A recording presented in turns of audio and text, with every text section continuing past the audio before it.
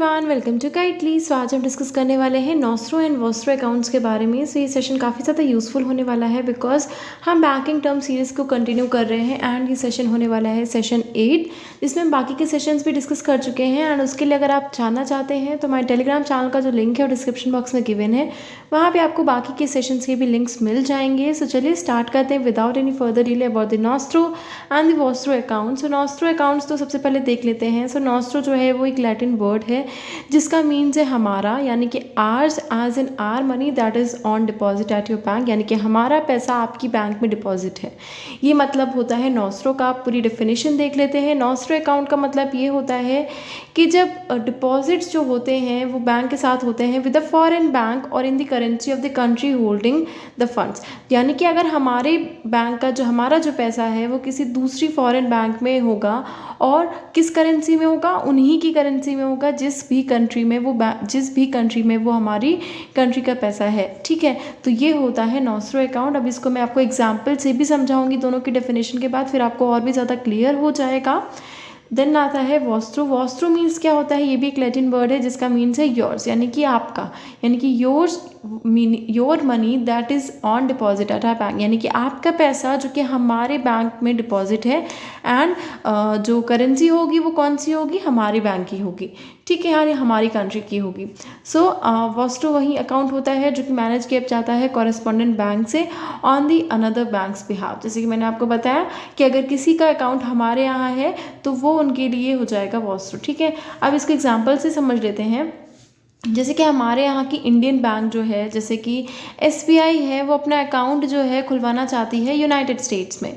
तो United states में account खुलवाने के लिए वो सबसे पहले यूनाइटेड स्टेट्स के किसी बैंक से टच में जाएगी जो कि वहाँ पे नॉस्ट्रो अकाउंट खोलेंगे एंड हमारे यहाँ के पेमेंट्स जो हैं वो SBI जो हमारा यहाँ का पेमेंट है वो जो पैसा है वो वहाँ रहेगा, वहाँ की US के बैंक में इन डॉलर्स, यानी कि अगर यूनाइटेड स्टेट्स का है तो वो डॉलर्स में रहेगा। तो इससे क्या होगा कि हमारे लिए तो वो अकाउंट कौन सा हो गया, नॉस्ट्रो अकाउंट हो गया, बट उन लोगों के लिए हमारे यहाँ का जो अकाउंट हो गया, the account open by the Indian bank in the US will be a nostro account for the Indian bank, यानी कि हमारे बैंक्स के लिए, हमारे SBI के लिए वो नॉस्ट्रो अकाउंट हो गया, बट उनके लिए वो कौन सा अकाउंट हो गया, वॉस्ट्रो अकाउंट हो गया, यानी कि उनकी कंट्री में किसी और कंट्री का अकाउंट, किसी और कंट्री के बैंक का अकाउंट खुल रहा है तो वो उनके लिए हो जाएगा वॉस्ट्रो अकाउंट, बट उनकी ही करेंसी में होगा।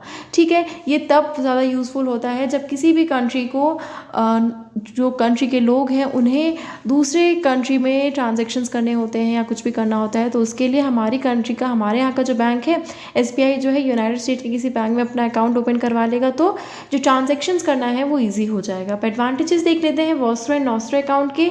सो ये क्या होता है, it helps in executing large foreign exchange transaction without having any physical presence in other countries. तो फिजिकल प्रेजेंस की ज़रूरत नहीं होती, या ये ज़रूरत नहीं होती कि हमारे यहाँ जिसको ट्रांजैक्शन करना है उसको वहाँ जाना पड़ेगा। तो इसलिए लार्ज फॉरेन एक्सचेंज ट्रांजैक्शंस भी हो जाते हैं एंड यहाँ पे करेंसी से रिलेटेड इशू भी नहीं आता। तो ये क्या होता है, they enable banks to keep fund in foreign currency without any exchange rate risk.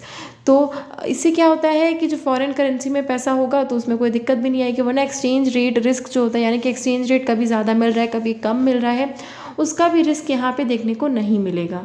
ठीक है, it is easy to operate since it is a mere transfer of funds from one account to another in the same bank. So ये काफ़ी ज़्यादा useful हो जाता है, काफ़ी ज़्यादा ईजी हो जाता है।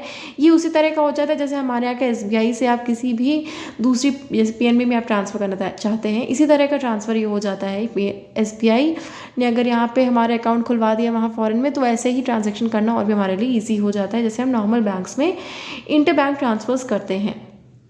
तो ये हो गया नॉस्ट्रो एंड वॉस्ट्रो अकाउंट। जैसे कि मैंने आपको बताया, अगर हम अपना कोई भी बैंक अकाउंट खुलवाते हैं US में तो वो उनकी ही करेंसी में रहेगा, और हाँ हमारे लिए हो जाएगा नॉस्ट्रो। नॉस्ट्रो से याद रखिएगा आर्स, यानी कि हमारा बैंक जो कि फॉरेन कंट्री में है तो वो हमारे लिए हो जाएगा नॉस्ट्रो अकाउंट, और वहीं उनके लिए वो कौन सा अकाउंट हो जाएगा, US वालों के लिए वो अकाउंट हो जाएगा वॉस्ट्रो अकाउंट, यानी कि उनकी कंट्री में किसी और बैंक का account. So that is Vostro account. ठीक है, सो आई होप ये सेशन आप लोग के लिए यूज़फुल रहा होगा, नॉस्ट्रो एंड वॉस्ट्रो अकाउंट्स को समझना आप लोगों के लिए ईजी रहा होगा। तो कमेंट सेक्शन में ज़रूर बताएगा सेशन आपको कैसे लग रहे हैं, मुझे और कंटिन्यू करना चाहिए या नहीं करना चाहिए। काफ़ी यूज़फुल है आपके RRB PO एंड क्लर्क के लिए, बिकॉज बैंकिंग अवेयरनेस से रिलेटेड क्वेश्चंस तो पूछे ही जाते हैं। सो अगर सेशन अच्छा लगा है then do like it, share it with your friends and don't forget to subscribe the channel. Thank you so much.